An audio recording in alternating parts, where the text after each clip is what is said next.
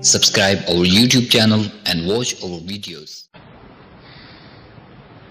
Abbasi governor تھا ضیاء الحق کے زمانے میں، اور علماء پیش ہوئے،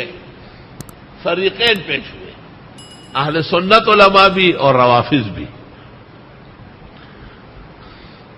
مسئلہ زیر بحث یہ تھا کہ جلوس کا کیا فائدہ؟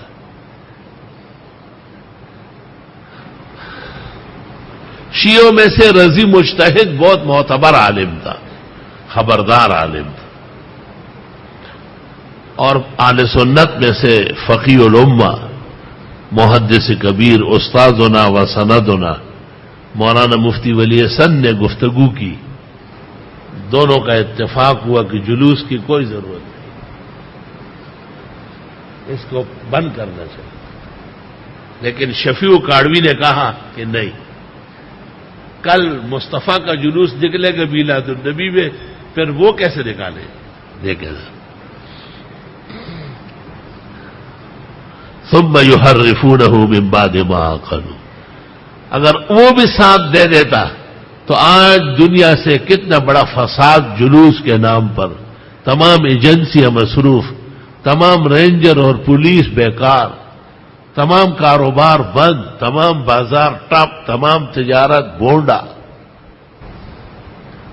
اور کتنے خطرناک واقعات پیش آ رہے ہیں، کتنے مرکزی اداروں کو نقصان پہنچایا گیا۔ اللہ فرماتے ہیں یہ سب کچھ جانتے ہوئے پھر اس میں تبدیلی کرتے ہیں، وَهُمْ يَعْلَمُونَ، اور یہ بھی علماء کہلاتے ہیں، اور شرم تم کو مگر نہیں آئی۔ مفتی محمد حسین نعیمی نے لاہور سے لکھا تھا کہ صلاۃ و سلام جو بریلوی پڑھتے ہیں اس کو نہیں پڑھنا چاہیے،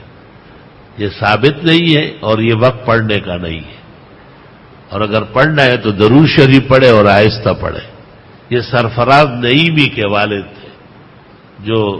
خودکش حادثے میں مر گئے، راغب نعیمی کے دادا تھے، اچھے عالم آدمی،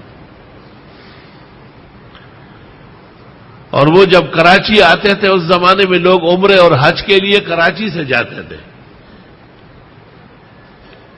تو دارالعلوم کراچی میں نماز پڑھتے تھے، اور مولانا مفتی محمد شفیع کے مہمان ہوتے تھے،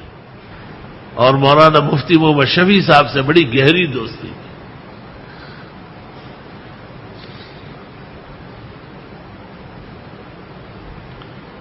جب کوئی کہتا ہے کہ اعلیٰ حضرت نے لکھا ہے کہ علماء دیوبند کے پیچھے نماز نہیں ہوتی، تو وہ فرماتے ہیں کہ میری تو بہترین نماز وہ ہے جو مولانا مفتی شفیع صاحب کے پیچھے پڑھتا ہوں، بڑی خوشی ہوتی ہے، وہ فقیہ آدمی۔